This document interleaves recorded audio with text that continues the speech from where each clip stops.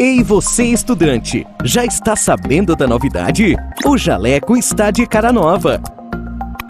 A plataforma foi totalmente reformulada e está com um visual mais intuitivo e moderno.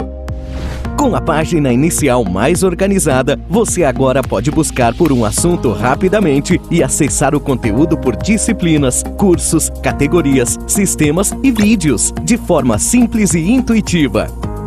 Também é possível continuar as videoaulas de onde parou e acompanhar melhor a produtividade dos seus estudos com um painel inteligente que contabiliza o conteúdo que você estudou. Além disso, o novo Jaleco tem o espaço Sala de Aula, para você fazer anotações em um caderno digital e acessar com mais facilidades os materiais extras, como os mapas mentais, resumos e e-books. Jaleco, a melhor plataforma para o estudante de medicina. Oferece agora uma experiência única para o seu estudo. Esqueça por um instante o status da medicina. Esqueça a imagem, o jaleco, o jantar e pense somente em gente que sente. Está mais do que na hora de resgatarmos o básico: amor, serviço, vida, sentido. Todos os dias, medicina para nós é arte. É o paciente que tem nome, a consulta que conversa, o exame que olha e vê. Nossa inovação é um lembrete aos essenciais.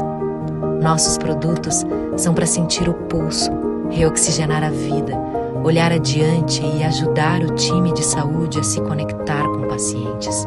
E assim, fazemos dos primeiros cuidados um resgate ao que realmente importa: servir.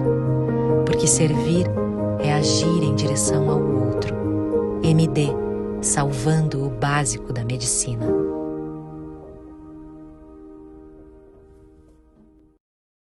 Agora, porque o Sanaflix veio para mudar o jeito como você estuda medicina e mudar para melhor. Primeiro, você pode confiar na gente. Nós somos o maior projeto de educação médica do Brasil. E não é só porque temos estudantes em todos os estados brasileiros e em 10 países no mundo. Nem porque tem estudantes de medicina em mais de 300 faculdades do Brasil usando o Sanaflix. É porque temos uma equipe de mais de 150 pessoas trabalhando para melhorar a qualidade do seu estudo e a maneira como ele chega até você. Nós nascemos da vontade de revolucionar a maneira como você tem acesso à educação médica. A gente acredita que o valor que você dá para a oportunidade de estudar com a gente é o investimento no profissional médico que você vai conseguir ser. Por isso, é importante que você possa acessar a gente de onde estiver. Por exemplo, se você precisa usar o Sanaflix além do desktop, desenvolvemos o nosso aplicativo. Assim você pode otimizar seu tempo aproveitando o nosso material de qualquer lugar e com o mesmo conteúdo. Afinal, quem estuda com a gente sabe bem o que a gente tem de bom. São mais de 700 resumos para você fixar o que aprendeu, 300 fluxogramas para te ajudar a conectar os assuntos, 700 mapas mentais para estudar de forma ativa e, claro, mais de 1.600 videoaulas para assistir quantas vezes quiser. 4,5 de 5 é a nota geral das aulas por nossos estudantes.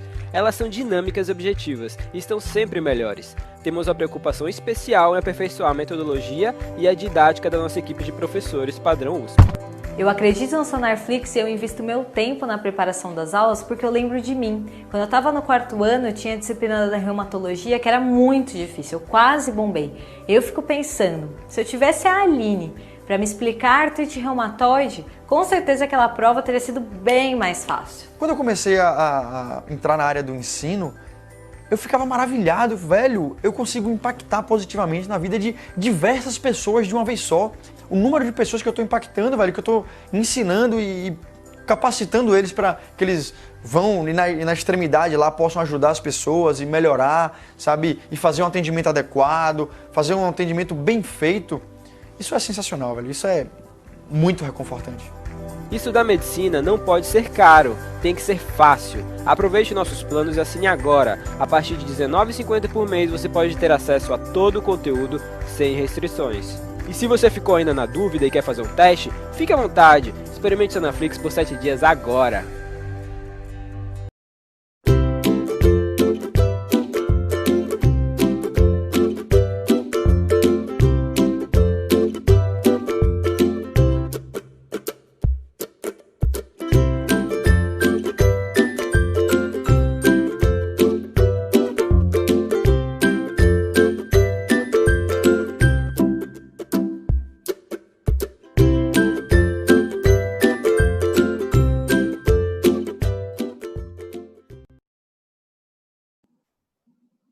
Tá.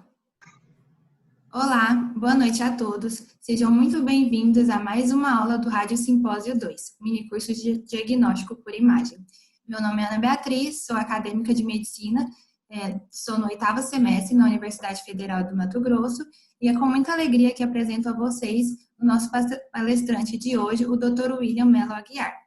O Dr. William, ele é graduado em Medicina pela Universidade do Grande Rio, a Unigran Rio, fez residência médica em Medicina Nuclear pelo Hospital Procardíaco, no Rio de Janeiro, e é especialista em PET scan e terapia radioisotópica.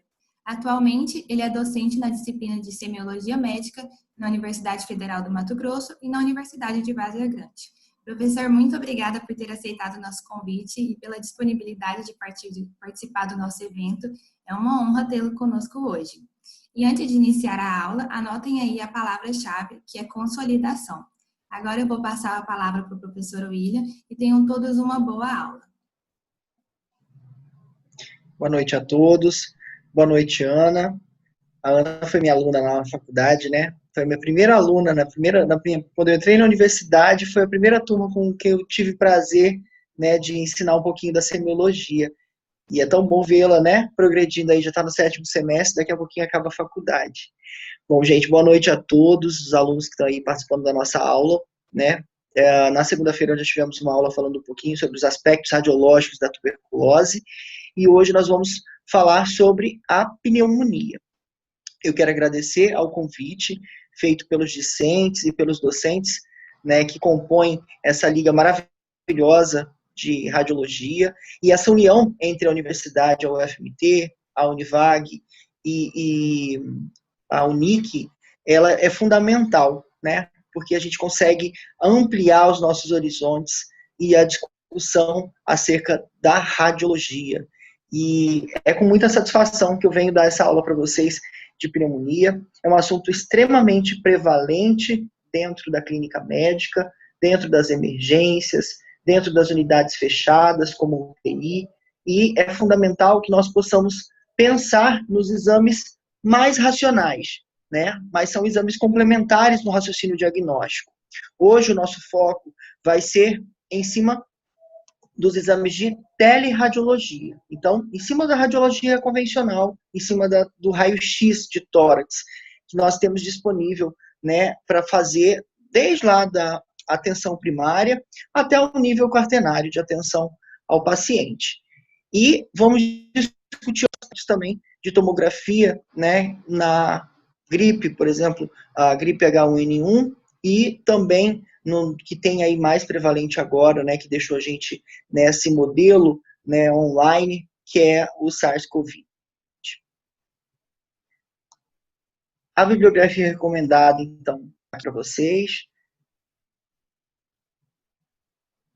E o que vem a ser a pneumonia? A pneumonia é uma doença aguda infecciosa do parênquima pulmonar causada por diversos micro-organismos, dentre eles bactérias, vírus, fungos, micobactérias, e que produzem aspectos macroscópicos de padrão radiográfico que são tipicamente definidos pelo comportamento desses agentes.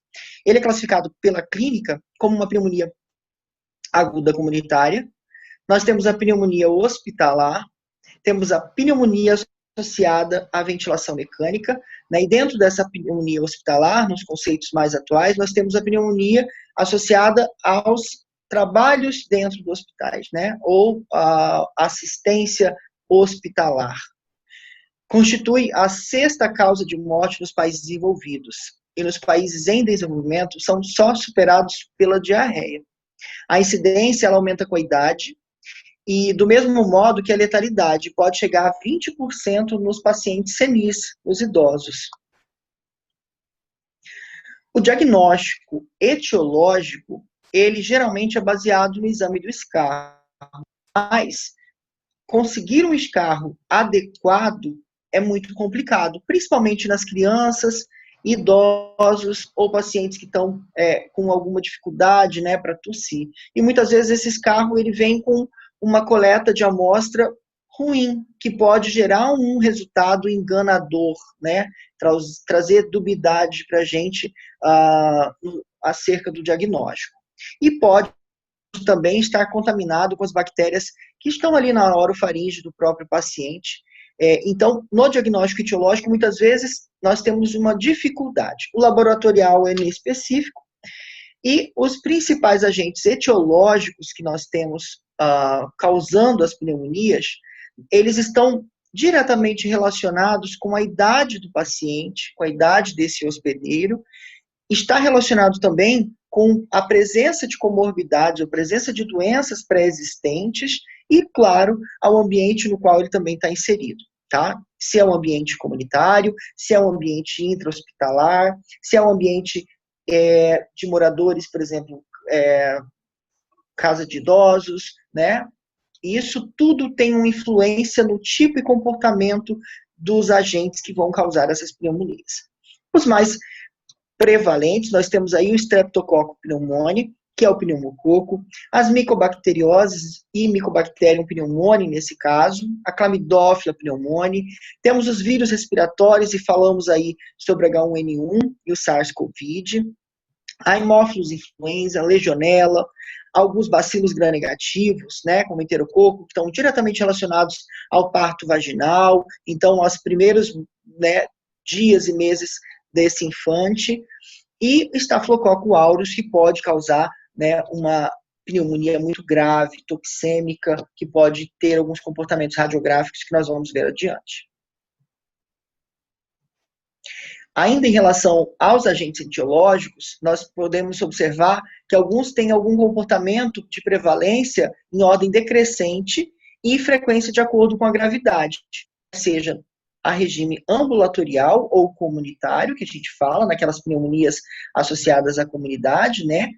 Nós temos também aqueles pacientes que foram internados em enfermaria, alguns tipos mais prevalentes acima, portanto, aqui a gente consegue ver a pneumonia, o Streptococcus pneumoniae, né, o pneumococo como um agente mais prevalente, tanto a regime ambulatorial como a regime de enfermaria, e também nos pacientes que são levados, né, numa escala de gravidade que é feita lá pelo CURB-65 ou pelo CURB-65, o CRB modificado, né, 65, nós temos também o pneumococo aqui como um dos agentes mais prevalentes, então, em ordem de frequência.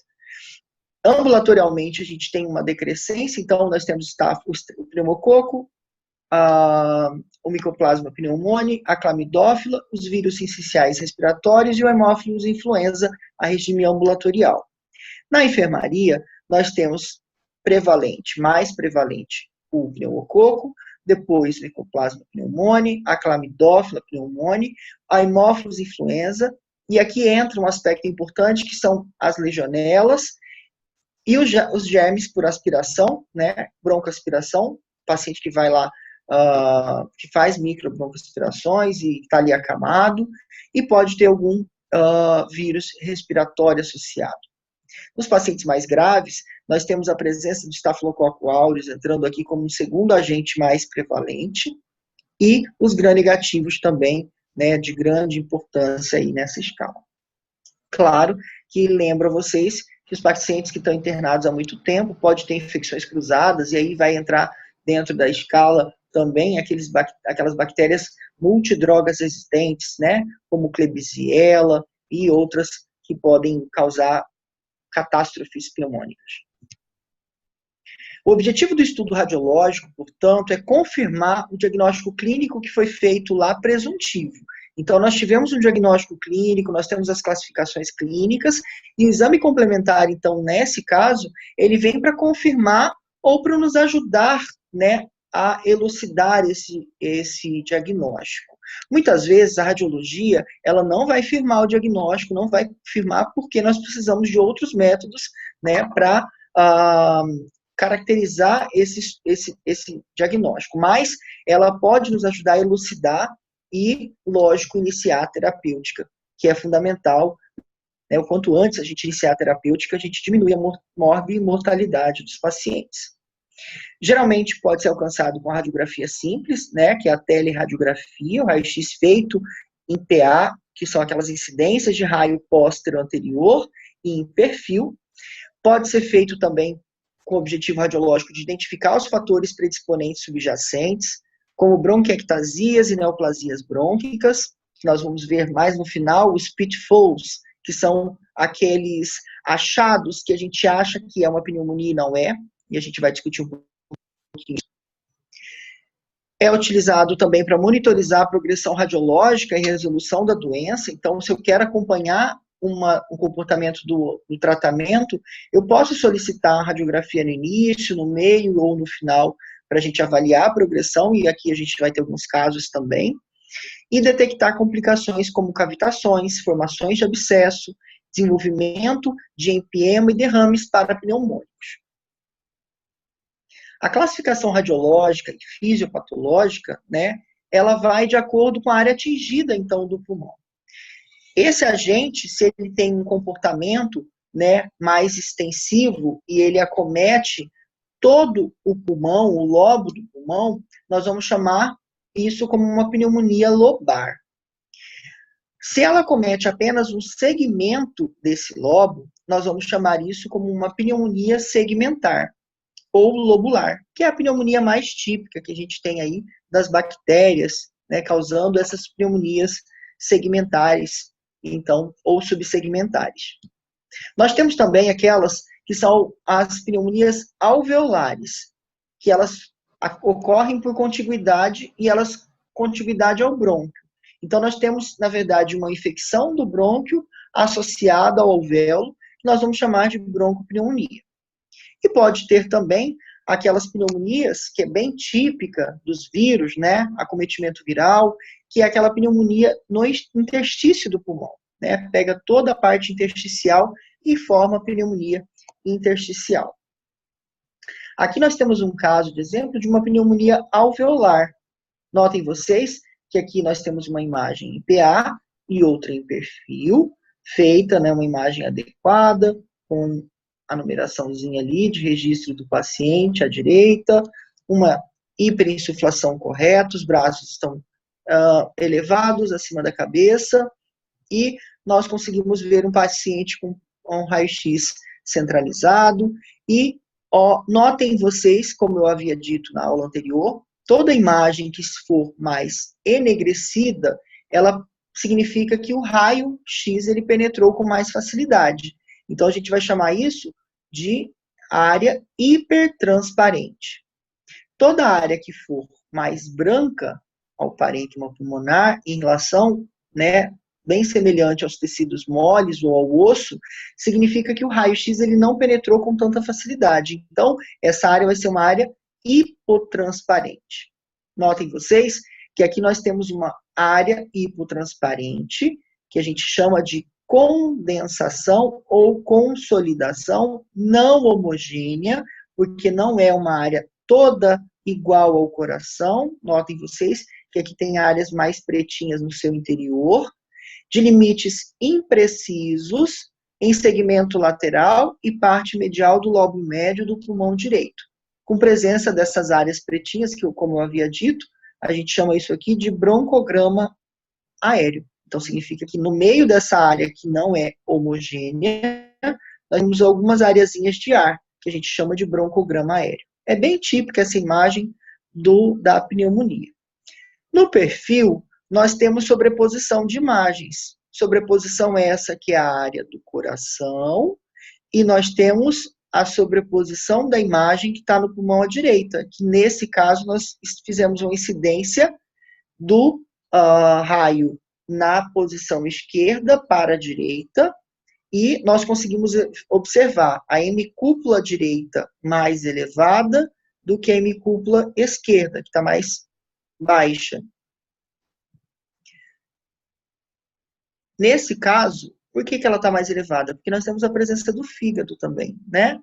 Então, aqui tem o fígado com a parte mais densa, e a esquerda aqui, nós temos a parte que não é tão densa, em relação, né? E a densidade, entendam transparência, tá? Porque densidade, a gente fala em densidade lá na tomografia. Aqui é uma área mais hipotransparente do que essa outra área aqui.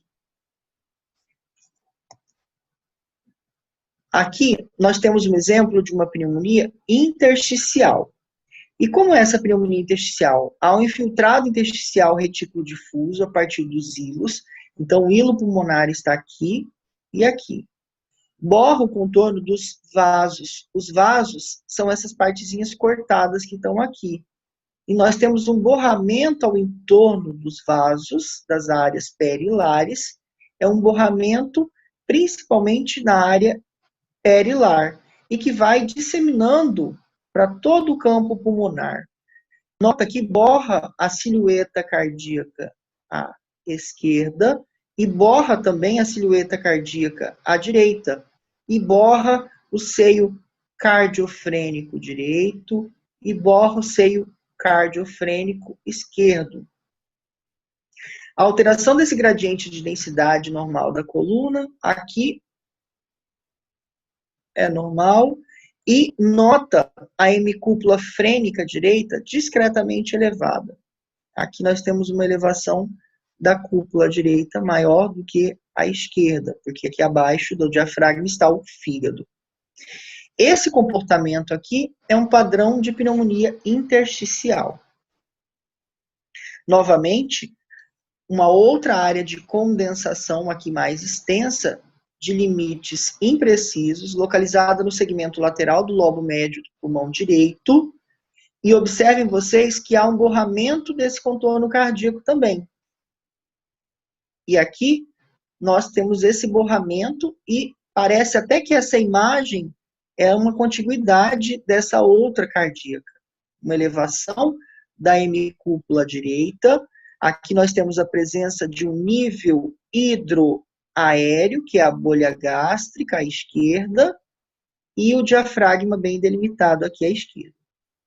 Se nós olharmos no perfil, a imagem B, nós vamos ver uma condensação, então, delimitada a maior extensão pela cissura oblíqua. A cissura oblíqua está aqui, ó, e ela borra a cissura oblíqua, tá? Aqui nós temos outro exemplo de pneumonia alveolar, uma imagem em PA e perfil.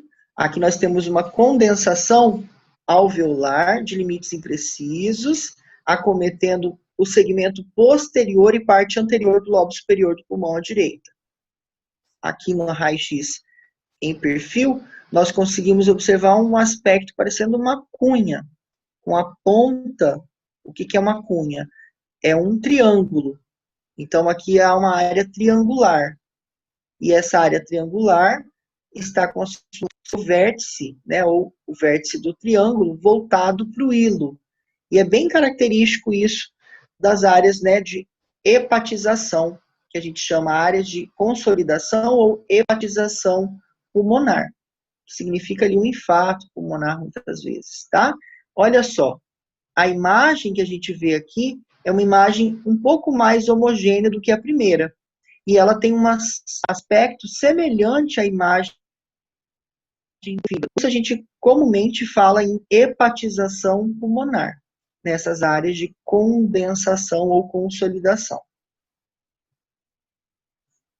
Aqui, nós temos um exemplo de uma pneumonia redonda, que está no hemitórax à esquerda. Então, uma criança, é bem comum em crianças a pneumonia redonda, ela é bem delimitada, homogênea, os limites nesse caso são bem definidos, ó, aqui ela está bem definidinha, e ela está no segmento apical do lobo inferior do pulmão esquerdo. Quando a gente faz o raio-x em perfil, nós conseguimos delimitar melhor a imagem. Então, notem vocês a imagem aqui, ó, delimitada, redonda, e ela é mais homogênea, certo? Então, o perfil confirma a topografia da nossa lesão. Aqui, vocês têm um acompanhamento do tratamento de uma pneumonia. O primeiro raio-x aqui, as primeiras imagens, né, a de cima, elas mostram uma grande área de consolidação, né, nos 2/3 inferiores do hemitórax à direita, mostra uma fase aguda, então não homogênea, de limites parcialmente precisos, com epicentro no centro apical do lobo inferior do pulmão direito. com presença do broncograma aéreo. Aqui a gente consegue até ver o broncofonte à direita, ó. Essa imagem aqui, uma imagem pegando o broncofonte à direita. E há o sinal que a gente chama o sinal da silhueta. O que é o sinal da silhueta? É quando essa lesão ela tem a mesma densidade ou densidade semelhante ao do coração. Então, aqui nós temos o sinal da silhueta. E ambas acabam apagando um pouco a silhueta cardíaca. Então, elas têm densidades radiológicas idênticas e vai apagar os contornos nesses raios-x. No raio-x em perfil, nós conseguimos delimitar aqui a lesão extensa da pneumonia. E notem vocês que após o início do tratamento com antibiótico terapia, essa lesão, que era bem hipotransparente, ela começa a regredir, né, a sua hipotransparência e ficar mais semelhante ao parênquima pulmonar, que é todo pretinho. E aqui mostra, então, a evolução 6 dias após o tratamento do paciente com antibiótico. Aqui nós temos um caso de pneumonia mista. Aqui é uma presença de um infiltrado intersticial no lobo inferior direito, e aqui tem um interstício. Na B, nota a presença do infiltrado intersticial extenso, bilateral e difuso.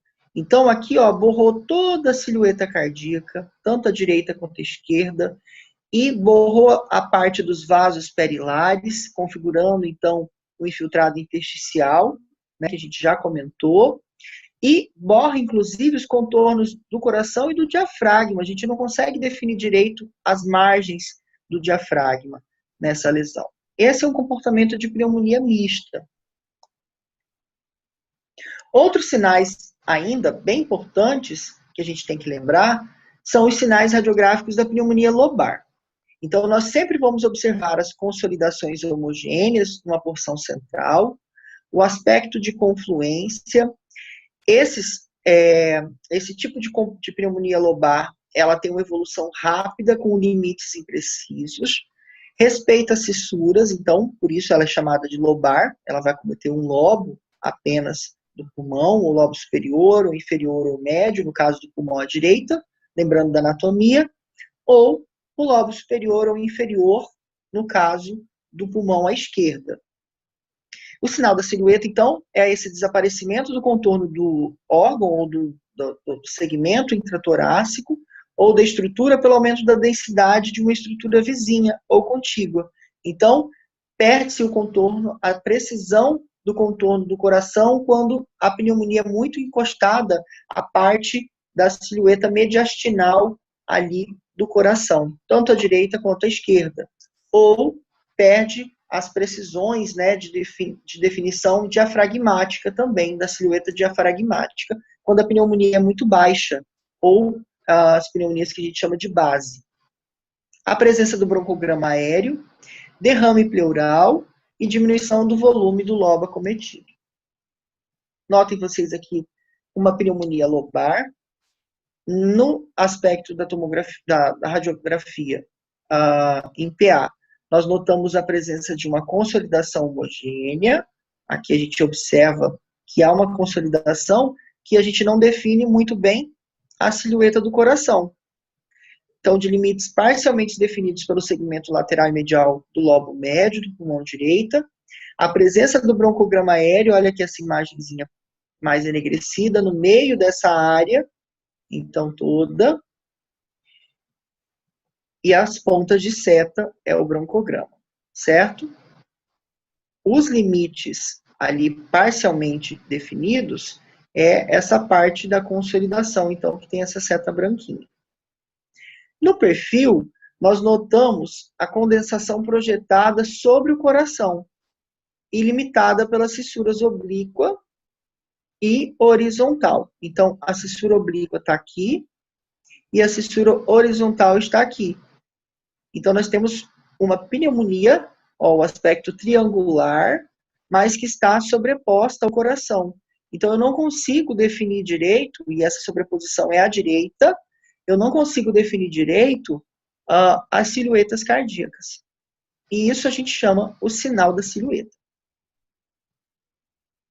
A pneumonia lombar também aqui, a gente nota uma condensação mais homogênea, limites imprecisos, eu não sei onde está o limite aqui à esquerda, acometendo quase toda a totalidade do lobo inferior do pulmão à esquerda, principalmente o segmento apical desse lobo inferior. E o perfil, ele confirma, então, toda essa topografia de lesão, tá? Esse pretinho aqui é a parte que a gente vê do ápice de ambos os pulmões. Aqui nós temos a presença de uma pneumonia de lobo médio. Notem vocês que a presença de uma consolidação não homogênea, limites imprecisos, que está localizada no lobo médio do pulmão à direita. Notem que há a presença do sinal da silhueta, porque eu não consigo definir com precisão tanto a imagem da pneumonia e o limite do coração. Eu não consigo definir com precisão. Mas eu consigo ver aqui no meio, ó, a presença de um broncograma. Isso aqui é um broncograma aéreo. Notem vocês aqui que a condensação no perfil, ela, na realidade, ela é homogênea, tá? E que, tipicamente, ela está localizada no lobo médio e delimitada pelas fissuras oblíqua e pela fissura horizontal.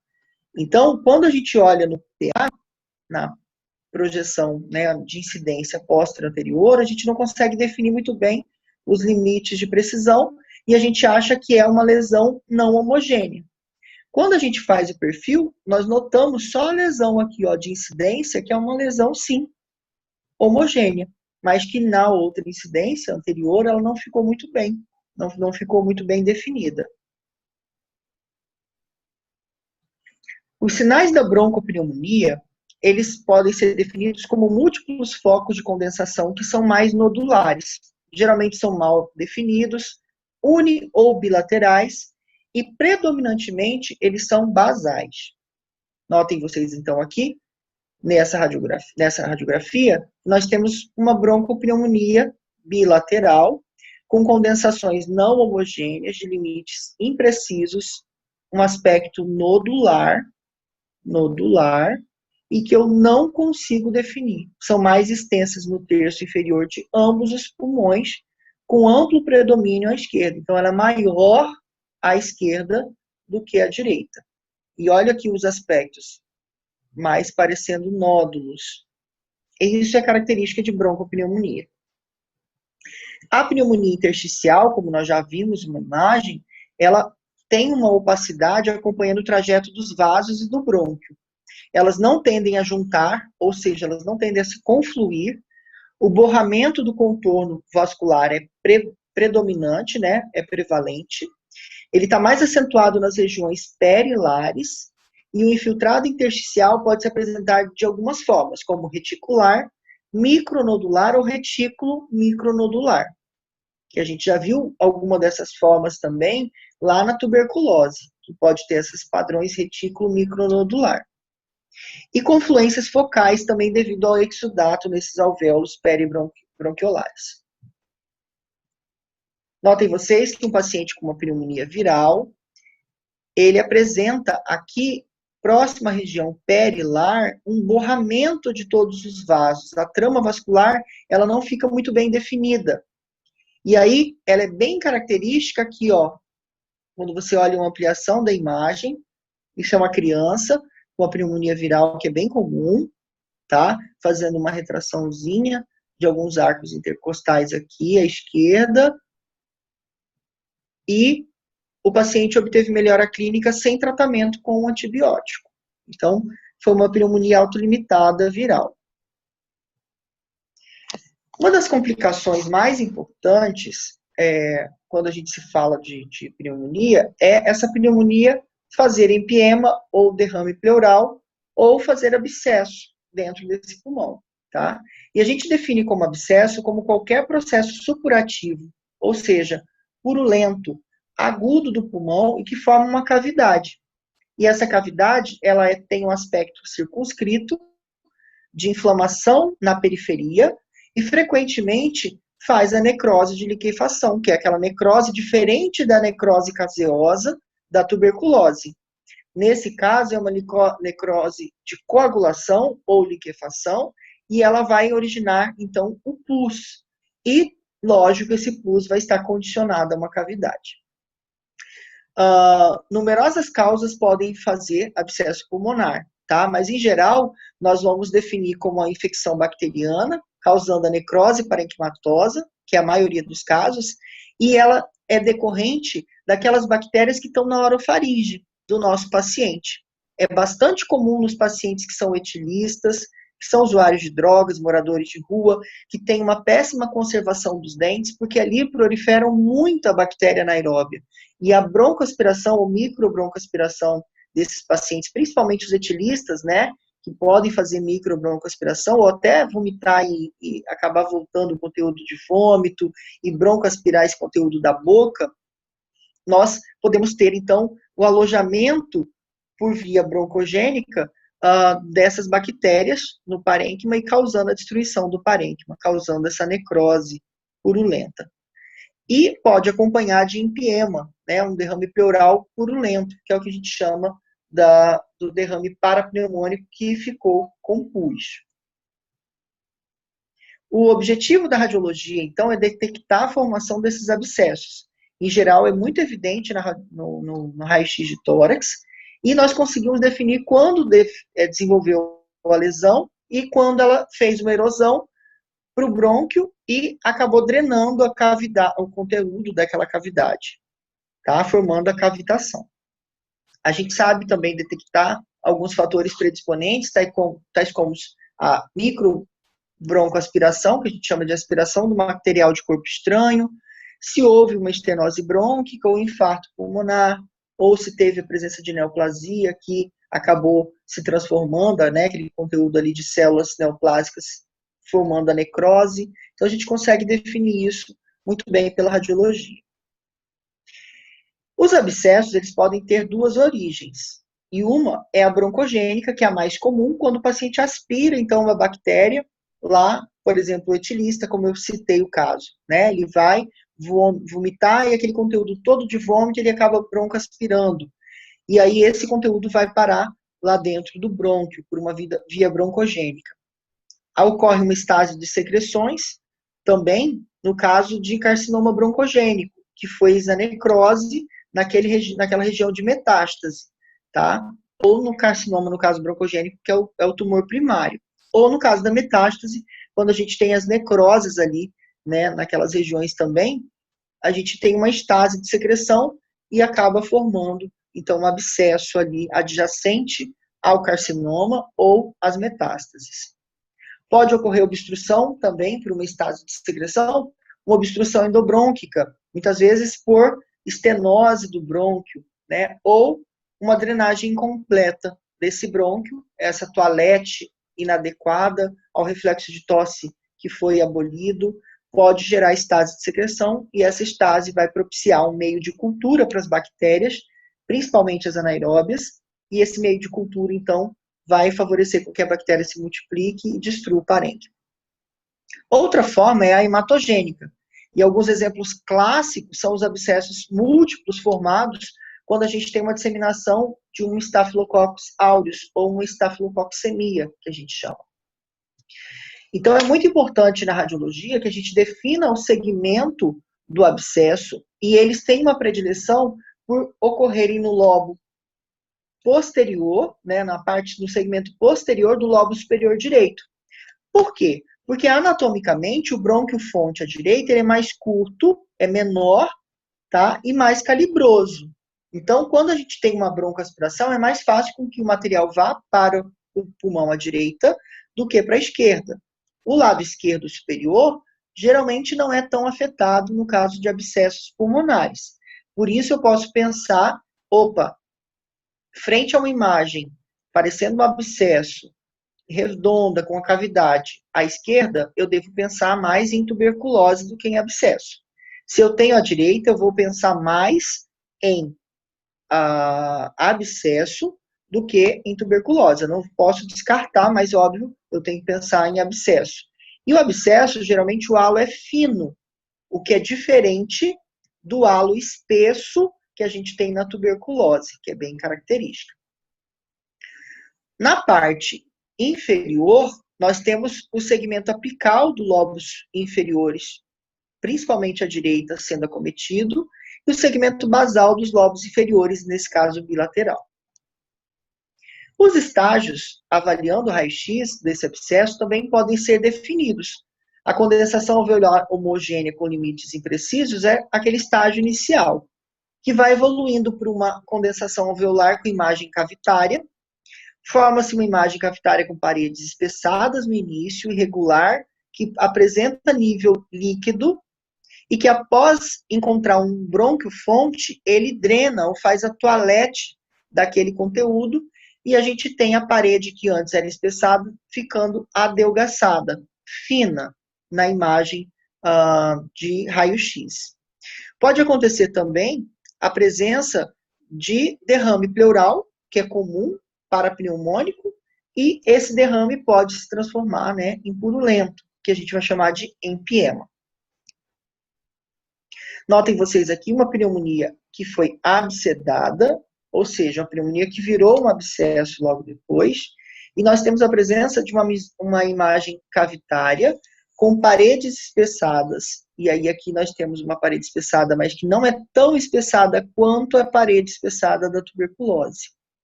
Professor, eu posso diferenciar só pelo raio-x da tuberculose? Não. A história clínica desse paciente vai ser fundamental para que a gente feche o diagnóstico. Não se esqueçam, a tuberculose tem um comportamento, né, insidioso, perda de peso ponderal nos últimos meses, uma febre baixa vespertina, diária, né, perda de peso, hiporexia, e uma tosse por mais de 3 semanas. Nesse caso, nós temos uma pneumonia aguda. O paciente está há 3 dias com febre, tosse, que antes podia ser seca e que virou produtiva, mudou a característica da coloração do escarro, o paciente começou a ficar muito toxêmico, então é uma afecção mais aguda, tem um comportamento mais agressivo e mais agudo. Pode ou não ter dor pleurítica, então é fundamental que a gente lembre da clínica e seja ela a precursora para que a gente pense na distinção do diagnóstico. Óbvio, os pacientes toxêmicos que fazem cavitação e que ficam rapidamente toxêmicos, a gente tem que pensar em formação de abscesso. E aqui foi um abscesso que drenou o conteúdo. Nós notamos um conteúdo de conspordos irregulares, presença de nível aéreo, ou seja, olha aqui, ó, nós temos um nível que é a questão de líquido na parte de baixo e nós temos ar na parte superior. Aqui, novamente, uma pneumonia dada. Nós temos uma consolidação não homogênea, de limites imprecisos, apresentando área de desintegração parenquimatosa com nível líquido no seu interior, no segmento posterior do lobo superior do pulmão à direita. Aqui, no pulmão à direita, nós não conseguimos definir muito bem se isso é um broncograma ou se isso é uma cavidade. Tá? Notem vocês, quando a gente vai fazer o perfil, nós notamos uma imagem arredondada com limites imprecisos, mas a presença do nível hidroaéreo, no sinal da preta, no sinal pretinho aqui. Presença do nível hidroaéreo, certo? Então, para vocês verem a importância da gente ter pelo menos 2 incidências de radiografias. Notem vocês aqui também a presença de um abscesso com halo agora um pouco mais espesso e que não dá para a gente distinguir se isso é uma pneumonia ou, né, que abscedou, ou isso é, por exemplo, uma tuberculose. Notem que o conteúdo do interior foi drenado e o paciente tem uma queixa de um odor muito fétido quando a gente fala em abscesso. Então, o odor semiológico é característico. É muito fedida a boca do paciente, parece que ele está com mau hálito contínuo, tá? É diferente da tuberculose, que muitas vezes, quando ele tem escarros, são escarros hemoptóicos, Nessa fase sai sangue no escarro, aqui também pode ter escarro hemoptóico, mas o conteúdo é mais brancacento, caseoso, quando o paciente com tuberculose coloca, né, para fora. No caso do abscesso, é um conteúdo purulento, fétido, extremamente fétido. E aqui a imagem cavitária ficou porque foi saneado ou drenado todo o conteúdo dessa cavidade. Algumas outras formas, né, de pneumonias causadas por outros agentes, a gente vai discutir rapidamente. Uma delas é o pneumococo, causado pela pneumocistose, né, a pneumocistose que causa, então, uma doença secundária nos pacientes que têm imunidade mais baixa. E aí, todos os pacientes que fazem quimioterapia, pacientes que têm câncer, pacientes que fazem a SIDA, que compromete o sistema imunitário do paciente. Eles podem desenvolver a pneumocistose, que é causada por um agente, que é o pneumociste carine, ou pneumociste girovese, né, como diz mais recentemente a literatura, e aceita a pneumocistose. Então, esse agente que causa a pneumocistose. Nós temos também a síndrome de Leffler, e eu vou mostrar algumas imagens para vocês à frente, né, que é uma imagem radiológica que muda com o passar das horas. Então, se você fizer imagens seriadas desse paciente, nós vamos ter a mudança do comportamento seriado. E nada mais é do que uma explosão eosinofílica ocorrendo porque o paciente tem uma alergia que pode ser causada ainda dentro daquele ciclo dos eumintos, né? E aí lembrar dos eumintos que fazem ciclo pulmonar. Eu sempre falo para os meus alunos, ciclo pulmonar, existem 5 vermes que causam ciclo pulmonar, que é a Nasaé. Aí lembra daquela novela que tinha uma personagem que era Nazaré? Nazaré era um bicho ruim, né? Então vocês não vão esquecer da Nasaé, porque Nasaé é N de Necator americanus, A de ancilostomose, o NASA, o S da estrongiloidose, o outro A do Ascaris lumbricoides e o E, NASA, o E do Enterobius, que causa lá o oxiurus, né, que causa enteroibise, que faz a coceira, o prurido anal. Então, se vocês lembrarem do Nasaé, da Nazaré, vai lembrar que ela era má, né? E aí vocês vão esquecer que esses vermes passam pelo pulmão e eles causam uma explosão eosinofílica no paciente e, radiologicamente, nós vamos ter a mudança dessas imagens que eu vou mostrar mais à frente. Temos também a gripe, então, o H1N1, né, a gripe A, aí causando sérias catástrofes desde 2009, e no finalzinho de 2019, início de 2020, a pandemia também pelo SARS-CoV aí, causando essa doença que ainda não temos o tratamento específico, né? E algumas pneumonias atípicas.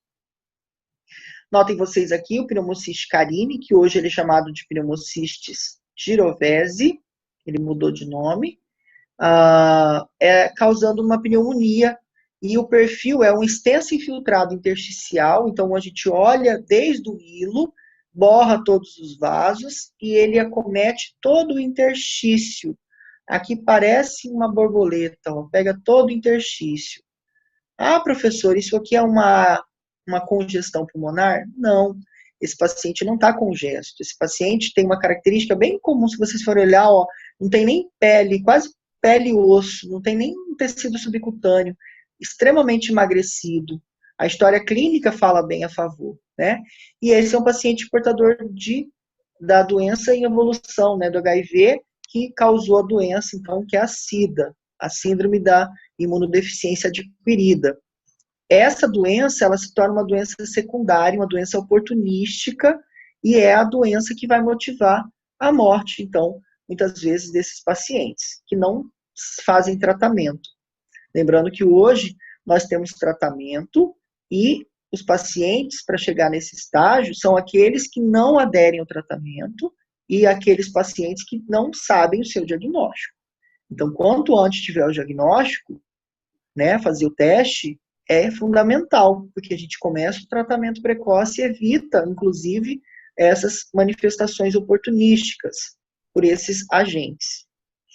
Aqui nós temos um padrão, então, difuso, bilateral, e que em algumas regiões mostram um comportamento micronodular. Olha aqui, ó, um comportamento micronodular bem característico, então, dessa lesão.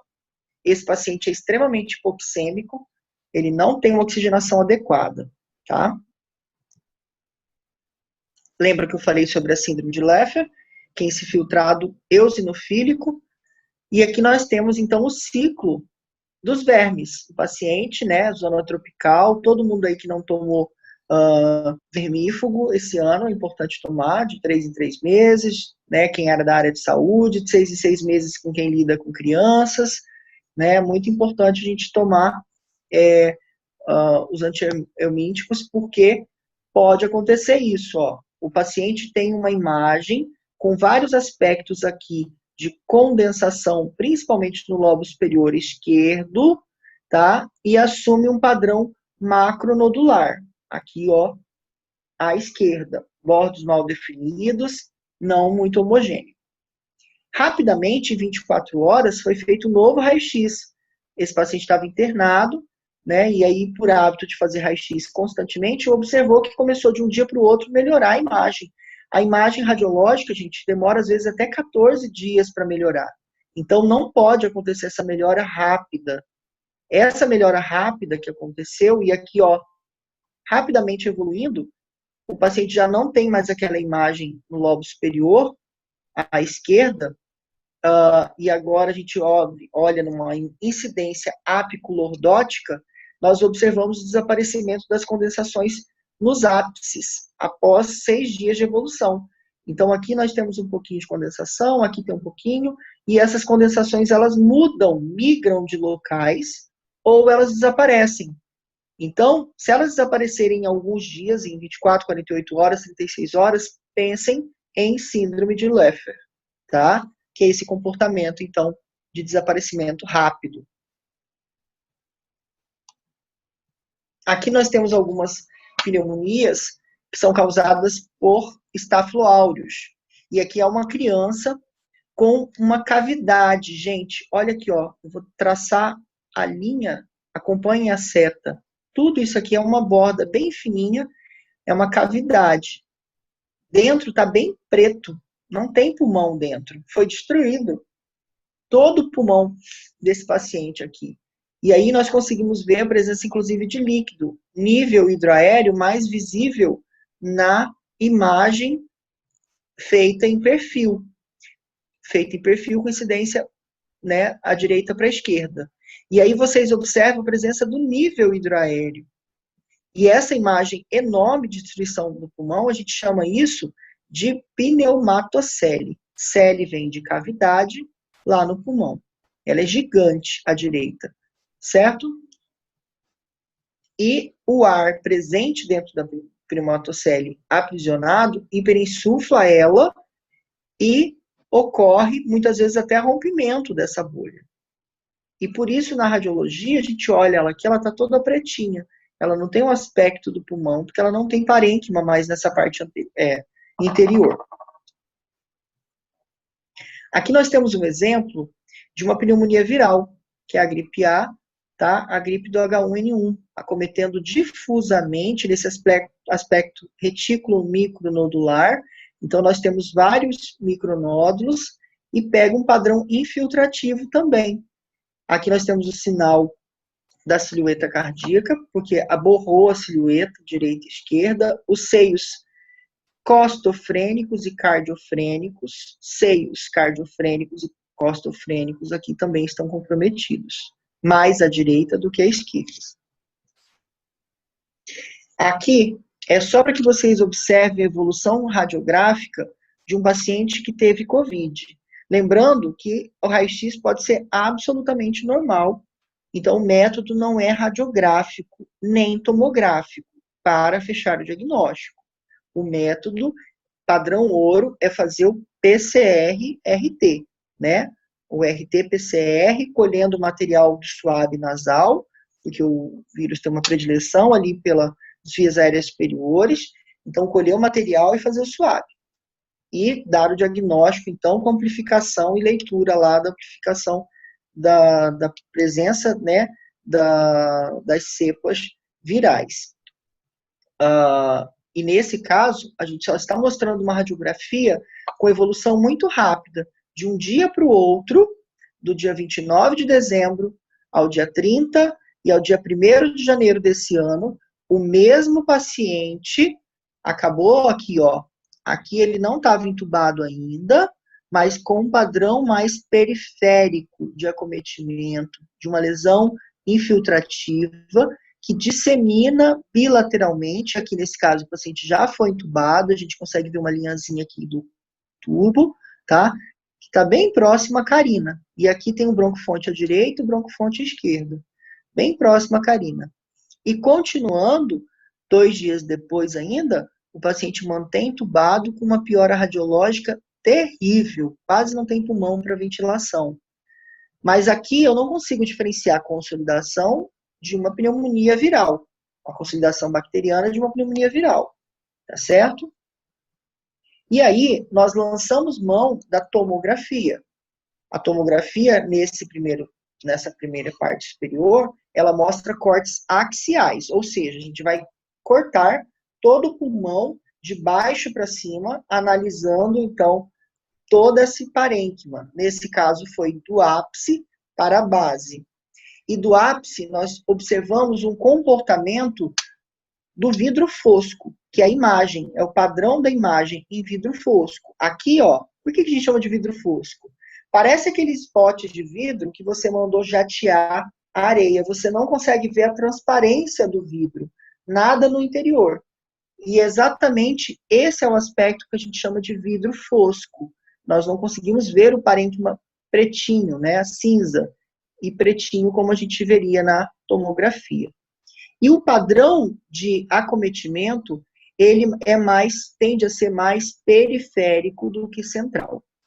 E aí, por isso, a gente pensa, como a gente está vendo aqui, um acometimento mais periférico, vidro fosco, disseminado bilateralmente, nós pensamos em COVID, com a história, óbvia, epidemiológica, bem positiva, né, e exposições.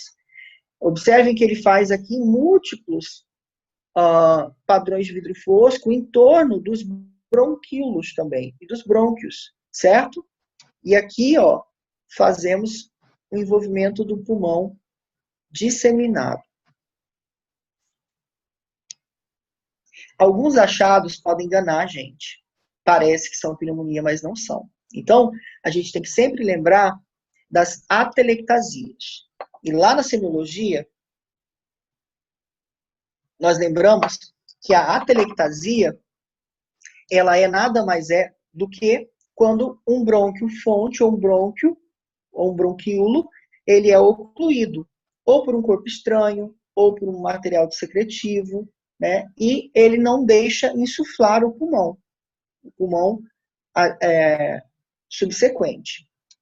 Então, notem vocês um velamento difuso do hemitórax esquerdo e há uma tração do mediastino. O coração que deveria estar aqui centralizado nessa área, ele foi todo deslocado para o pulmão à esquerda. Por que ele foi deslocado para lá? Porque o pulmão à esquerda todo, ele está comprometido, ele não está ventilando. E a gente chama esse deslocamento também mediastinal para a esquerda de hérnia transmediastínica. A traqueia do paciente, ela está deslocada para o lado da atelectasia, tá? Então, o deslocamento da traqueia do mediastino para o lado da lesão, a gente chama isso de atelectasia, que na verdade é uma alteração porque o paciente teve o brônquio fonte principal à direita aqui, obstruído por um volumoso tampão mucoso. E a broncoscopia vai lá e limpa esse. Se vocês notarem aqui, ó, tem o bronquiofonte à direita, a carina e o bronquiofonte à esquerda. Tem uma estenose. E aqui é necessário, então, fazer a higienização ou a desobstrução pela broncoscopia. E aí, lógico, depois disso, o pulmão vai ser novamente hiperinsuflado. Mas muitas vezes a obstrução ela ocorre por conta de neoplasia. Então, aqui eu não consigo diferenciar se é uma neoplasia ou se é pela radiologia ou se é alguma atelectasia por compressão extrínseca ou intrínseca. E aí, lógico, nesse caso, nas dúvidas quanto ao raio-x, a gente pode lançar a mão da tomografia e deve lançar a mão da tomografia para descartar, então, as outras causas de atelectasias. O derrame pleural, ele ocorre porque é um processo inflamatório ocorrendo no parênquima pulmonar e ele vai acabar exudando ou transudando o material, o seu conteúdo daquela inflamação e infecção do parênquima, ele acaba transudando algumas proteínas e é aquele mecanismo do edema, né, de formação de edema, e os mecanismos de Starling, que a gente também já conhece, tá? Ocorre o extravasamento de líquido, então, para o interstício e, óbvio, o extravasamento de líquido para as cavidades interpleurais. E esse líquido pode aumentar, pode ficar com conteúdo bastante espesso e pode, inclusive, fazer o borramento dessa área mediastínica, que a gente chama de área cardíaca direita. E eu tenho sinal da silhueta nesse caso. Aqui, nós temos também um outro sinalzinho, que é uma parábola. Notem vocês que aqui tem uma parábola que mostra, então, um moderado a volumoso derrame pleural à direita.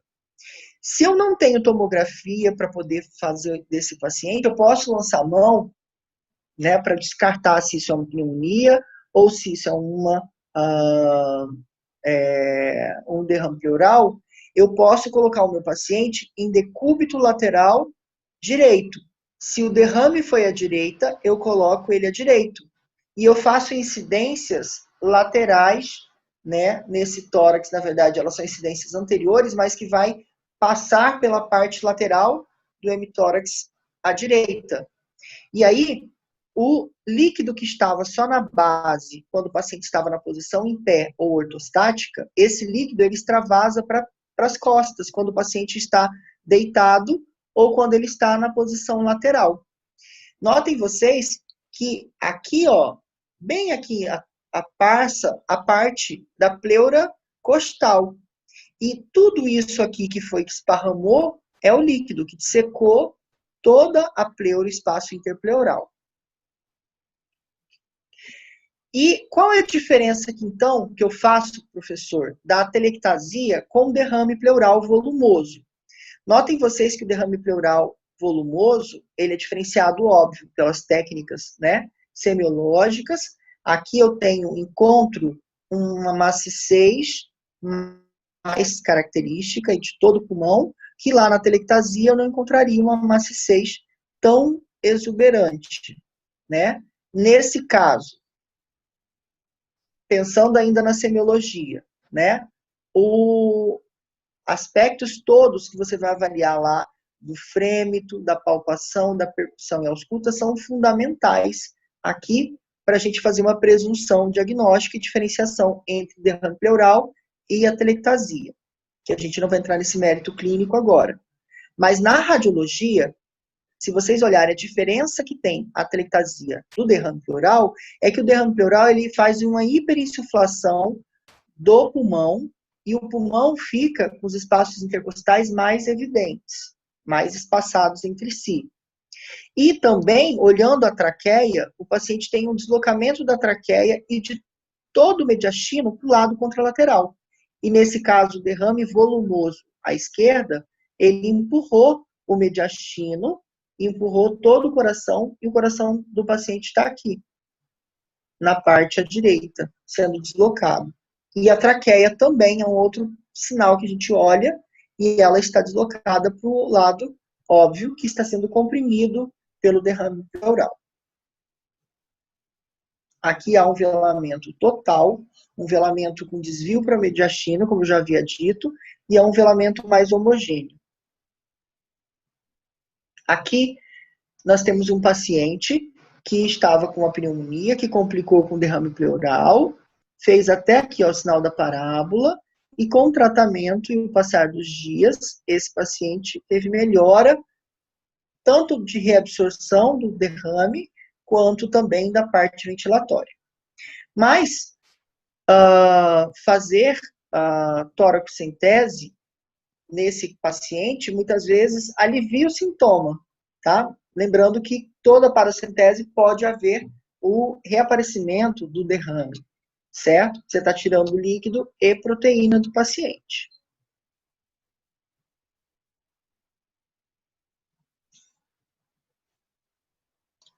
E aqui outro pitfall. Parece uma pneumonia redonda, se você for olhar. Os limites são bem definidos, modo bem definido de uma imagem hipotransparente no terço médio inferior do pulmão esquerda. Existem outra aqui no ápice do pulmão à direita. São lesões arredondadas. E a gente chama essas lesões arredondadas em lesões de bala de canhão. Parece a balazinha de canhão, ou aquela bola do boliche. Isso significa metástases hematogênicas de um câncer bem agressivo, que é o osteosarcoma, que esse paciente teve lá na metáfise do fêmur à direita. E esse paciente só foi descobrir que ele tinha um câncer porque ele deu uma topada, geralmente é isso, né, em cima da lesão, onde o paciente joga futebol e tudo, e ele cai, machuca a perna e vai para o hospital. Quando você vai fazer um raio-x, você olha, opa, tem uma lesão aqui, e ele pode vir até fraturar, muitas vezes, fazer uma fratura que a gente chama de fratura patológica, mas que é uma fratura que pode acontecer, tá? Aqui, portanto, nós temos metástase, mas eu não consigo diferenciar tão com precisão a imagem da pneumonia redonda. Mas, lembrando vocês que a pneumonia redonda, ela é bem característica, né, de crianças, uma faixa etária de juvenil, adolescentes, tá? Não é abscesso porque não tem cavidade, e aí eu precisaria ter uma cavidade com conteúdo que drenasse, e a história clínica é fundamental desse paciente. Aqui é um outro caso em que o paciente teve uma explosão de metástase de um câncer de tireoide. E esse carcinoma de tireoide, ou carcinoma medular da tireoide, ele pode disseminar para o pulmão e causa múltiplos micronódulos difusos em ambos os pulmões. O paciente que está grave, está com acesso venoso central, tá? E está necessitando avaliar, né, o medicamento aqui por essa veia e esse catéter que está aqui inserido. Só para lembrar, a tuberculose também pode causar algumas imagens que a gente não sabe se aquilo ali é consolidação bacteriana ou se é uma micobactéria, no caso da tuberculose, certo? Então, notem que a imagem do raio-x, ela não vai nos ajudar muitas vezes com definição se aquilo ali é bacteriano, viral ou micobactéria. Então, a micobactéria, ela deve seguir o curso para diagnóstico etiológico fazendo a baciloscopia, certo? Esses pacientes que chegam assim, com um sinal um pouco arrastado de pneumonia, também merecem fazer baciloscopia, porque eles podem ter coexistência de doença, tuberculose e pneumonia associada. Ou essa área que você acha que é pneumonia, você começa a fazer antibiótico não melhora. Opa, tem alguma coisa errada. E aí você vai lá, faz a baciloscopia e vem positiva, mostrando que esse paciente pode ter uma tuberculose, e essas imagens podem ser características de tuberculose. Outra característica é o tumor de Pancoast, que é bem característico aqui no ápice do pulmão à direita, que muitas vezes, quando ele cresce muito, ele comprime a veia cava inferior e faz a síndrome da veia cava superior nos nossos pacientes. A tuberculose, ela pode cavitar, né, na sua forma que a gente já viu, pós-primária, pode drenar o conteúdo da sua cavidade e ficar só uma bolinha lá de cavidade, certo? Aqui nós temos também uma tuberculose, com uma imagem que parece ser pneumonia, mas com presença de cavidade. Quem vai diferenciar se isso é pneumonia ou tuberculose é fazer o exame de baciloscopia do escarro, tá? Aqui é para mostrar a presença de um derrame pleural, mas nesse caso é um derrame pleural que foi tuberculoso, certo? Mas que com o tratamento e passar dos dias, o paciente melhora absurdamente a sua clínica ventilatória e, lógico, ele tem a melhora com a regressão dos sintomas e regressão da imagem. E é isso, gente. Eu espero que vocês tenham gostado, tá? O plantão de dúvidas continua pelo chat e depois vai para o meu e-mail também. Quem tiver alguma dúvida, a gente pode tirar essas dúvidas juntos, tá certo? Lembrando que esse é o nosso momento de aprender, né? Eu falo sempre que eu mais ensino do que eu aprendo. Muito a ensinar para a gente. E, óbvio, radiologia, em todas as faculdades, ela foi reduzida com novos modelos de PBL, né, a ser direcionada para as doenças específicas. Então, ela fica prejudicada, né, no seu ensino e aprendizagem. E é por isso que é fundamental essa coligação que vocês fizeram, né, esse juntar de ligas para que a gente pudesse discutir e estudar um pouquinho mais sobre radiologia. E eu quero agradecer novamente ao convite, lembrá-los que estou aí à disposição, né, para qualquer coisa, para tirar qualquer dúvida e, claro, para a gente aprender bastante sobre radiologia juntos. Tá certo? Fica com Deus, gente. Boa noite para vocês e fiquem em paz. Tá certo? Daqui a pouco vai passar essa nossa pandemia, a gente vai poder sorrir através dos nossos lenços e a gente vai poder abraçar e beijar as nossas pessoas que a gente tem tanto afeto e carinho. Tá bom? Obrigado, Ana. Obrigada, professor. Sem dúvida, essa aula contribuiu muito para a formação de todos, foi uma aula excelente. E antes de encerrar, gostaria de lembrar vocês sobre a palavra-chave do dia, que é consolidação, e lembrar também sobre a próxima e a última aula do evento, que vai ser na sexta-feira, dia 9, às 20 horas de Brasília. Boa noite para todo mundo.